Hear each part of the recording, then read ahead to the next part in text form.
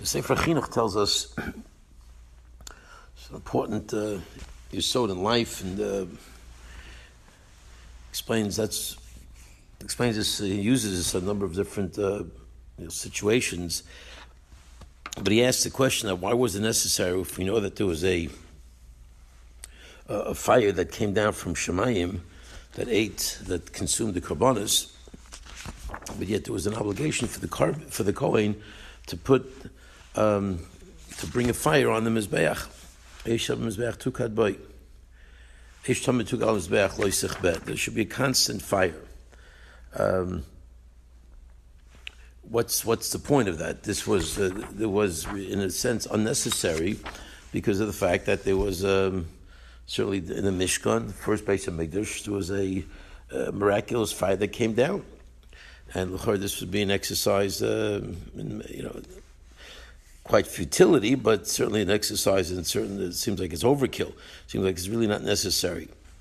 And he answers. It answers the question in explaining that there's a way that HaKadosh Baruch Hu runs the world. And this is something that, again, the principle is, I think, very impactful for all of us as we go through life. We analyze history, we analyze our own experiences. That he said, HaKadosh Baruch Hu, even when the miracles of a grand nature, he does not do things in a way that doesn't require us to find the miracle. He wants us, I guess, because everything ultimately is for our benefit. Everything is for us to be able to gain from whatever it is that HaKadosh Baruch Hu is doing. And even the incredible nisim of the Makos and then the Yetzias Mitzrayim, certainly, ultimately, as the Ramban says, is for our benefit, for us to get the clarity of knowing who HaKadosh Baruch Hu is and how involved he is in our lives, and the level of Hashgacha Pratis that's involved in the ongoing relationship between HaKadosh Baruch Hu and his world. So he says, see, even a miracle of this nature, in order for us to be able to discern it, HaKadosh Baruch Hu wants us to discern it. He doesn't hit us over the head with it. And if the Kohanim bring the fire, so there's a fire with the fire, it becomes, not as obvious. Somehow, in the overall picture, if there's a human being bringing a fire, and then there's a heavenly fire, and it's the nest becomes a little bit less obvious and more of a requirement for us to sort of look into it to see where's the fire. I know there was a fire. The kohen brings a fire. There's another fire. What's this fire? And then we're able to discern it. And he compares it to Yetzias Mitzrayim, and he says, in explaining this mitzvah, he says that even by Yetzias Mitzrayim, the pasuk says that he brought a ruach kodem azah, he brought a very powerful wind, so that even Yetzias Mitzrayim, even Kriyas Yamsuf, which was one of the greatest miracles in human history, it was a requirement for us to sort of see it. There was room for the skeptic to say, and as I've mentioned many times in Taka, that's what scientists have tried to say, that if you combine some kind of eclipse with an earthquake and a tsunami, the Ganze Meisa, you can explain how the Jews were able to amazingly, coincidentally, just happen to escape just in time as the Mitzrayim followed them into the water and they all drowned. So we don't have to bring God into the picture. We can attribute it to science. It's exactly the kind of discernment and focus that HaKadosh Baruch Hu wants us to place on situations.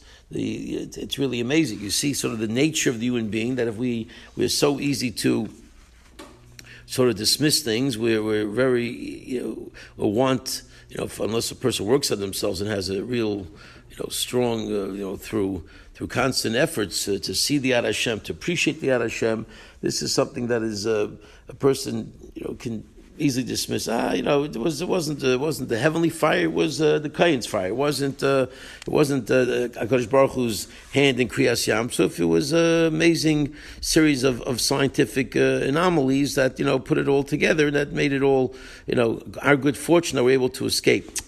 That's how a human being can think. That's what's shaykh. And HaKadosh Baruch Hu, and if a person could think that way, and a person then sees and discerns and works on oneself to be able to appreciate the miracle, I think that's really the more important apart. I mean, you see the frailty of people that maybe we don't want to recognize the Kadosh Baruch Hu. It is the Yetzer Hara in many people that don't want to have to sort of face up to that reality. But maybe more important, the Kadosh Baruch Hu wants us to work on that recognition and work on that reality and internalize it in a way where it's more meaningful for us.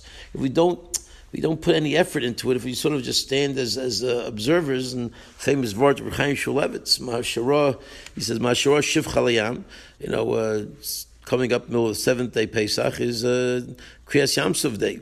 And he says that the Chazal say, but what a Shiv Chalayam saw, Yecheskel ben Buzi didn't see. The miracles that a Shivcha saw, even the great Yecheskel ben Buzi, the great Novi Yecheskel, was not Zocha to those miracles. So he points out, yet one remained a Shivcha, right, and one was Yecheskel. So, I mean, how do you see those miracles and remain a Shivcha Chalayam?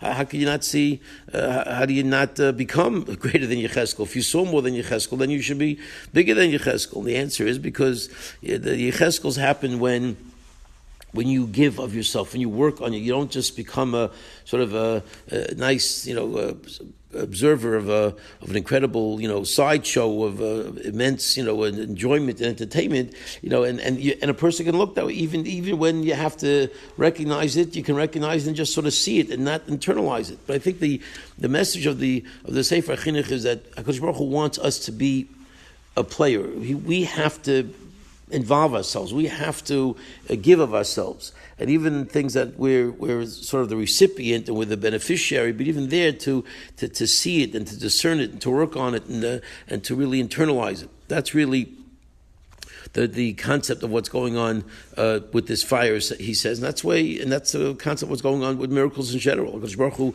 works these miracles in sort of secret ways where even if it's obvious, it needs to be discerned so that we can sort of be involved in the process. And certainly when you talk about the greatest miracle, Rav Yaakov Emden says the greatest miracle of all time is the miracle of Jewish survival. We're living through that miracle. We're seeing that miracle in our own lifetimes, and that too. As if he could say it's the greatest miracle of greater than Kriyas Yamsuf is a miracle of Jewish survival through a long and bitter Golus, and he wrote that 250 years ago. Now, much more that would be true today.